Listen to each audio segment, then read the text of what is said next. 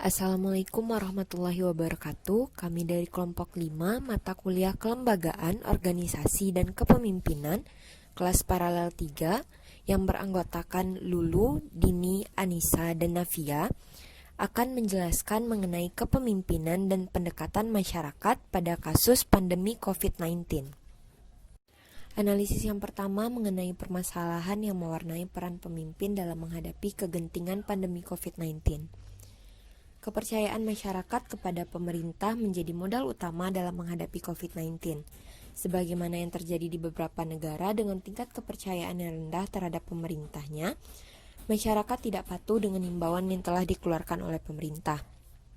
Di Indonesia sendiri, pemerintah dianggap tidak cepat tanggap ketika virus corona mulai muncul di Cina. Hal ini terlihat dari penerbangan yang dibatasi tetapi tidak ketat dan tidak adanya pemasangan alat ukur suhu tubuh di tempat-tempat umum. Bahkan setelah kasus positif ditemukan, pemerintah tidak segera mungkin menerapkan kebijakan untuk pencegahan penyebaran virus. Selain itu, tidak adanya transparansi dan minimnya informasi publik menyebabkan munculnya kabar hoaks dan semakin lunturnya kepercayaan masyarakat kepada pemerintah.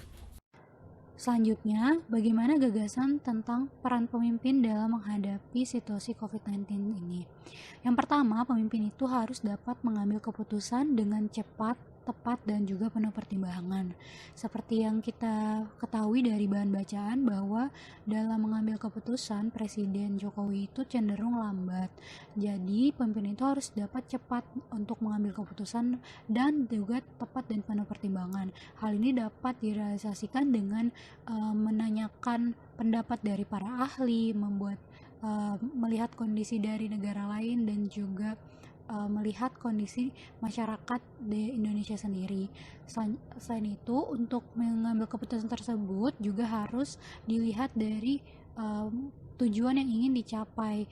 Nah, dalam mencapai tujuannya juga kita harus menentukan terlebih dahulu tujuan bersamanya itu apa, dan juga tujuan tersebut harus tepat. Apakah untuk mengurangi atau mencegah penyebaran COVID-19 secara cepat, atau bagaimana untuk meningkatkan perekonomian negara dan sebagainya, harus lebih jelas tujuannya.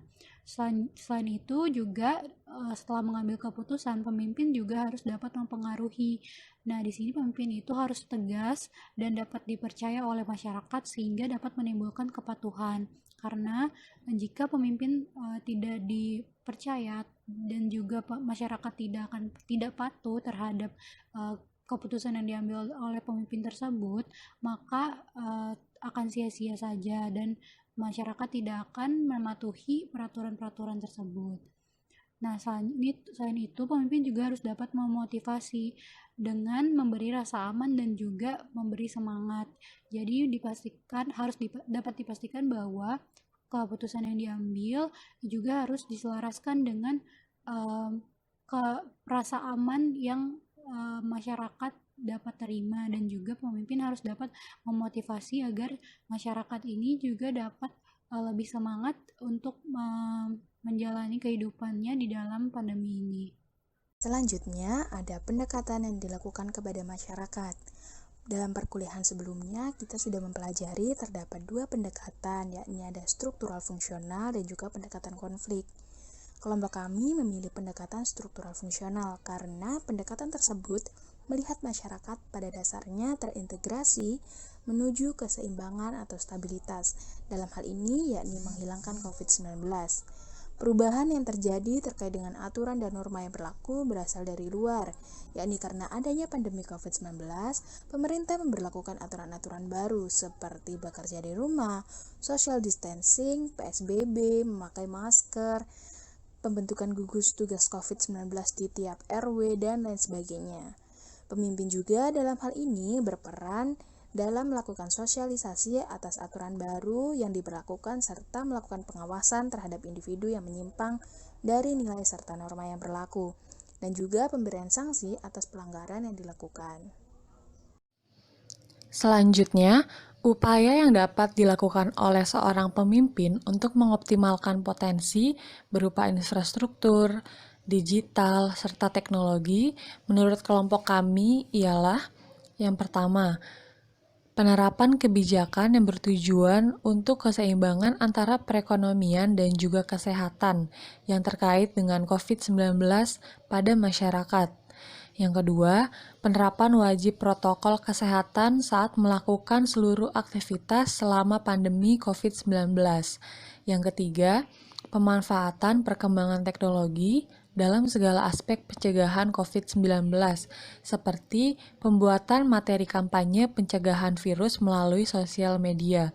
Dan yang terakhir, mendorong produksi alat pelindung diri dan alat-alat medis lainnya buatan Indonesia dengan bahan baku 100% dari Indonesia yang sudah memenuhi standar.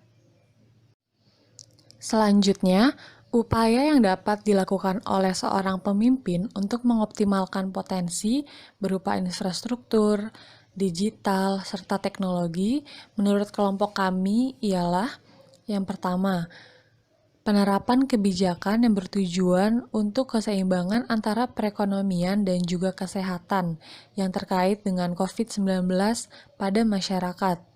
Yang kedua, penerapan wajib protokol kesehatan saat melakukan seluruh aktivitas selama pandemi COVID-19. Yang ketiga, pemanfaatan perkembangan teknologi dalam segala aspek pencegahan COVID-19, seperti pembuatan materi kampanye pencegahan virus melalui sosial media. Dan yang terakhir, mendorong produksi alat pelindung diri dan alat-alat medis lainnya buatan Indonesia dengan bahan baku 100% dari Indonesia yang sudah memenuhi standar. Berikut ini ialah bahan bacaan yang menjadi acuan bagi kelompok kami untuk mengambil informasi. Terima kasih banyak atas perhatiannya tentang penjelasan kami, yaitu kepemimpinan dan pendekatan masyarakat. Ada salah yang disengaja maupun tidak sengaja, kami mohon maaf dan pamit undur diri. Wassalamualaikum warahmatullahi wabarakatuh.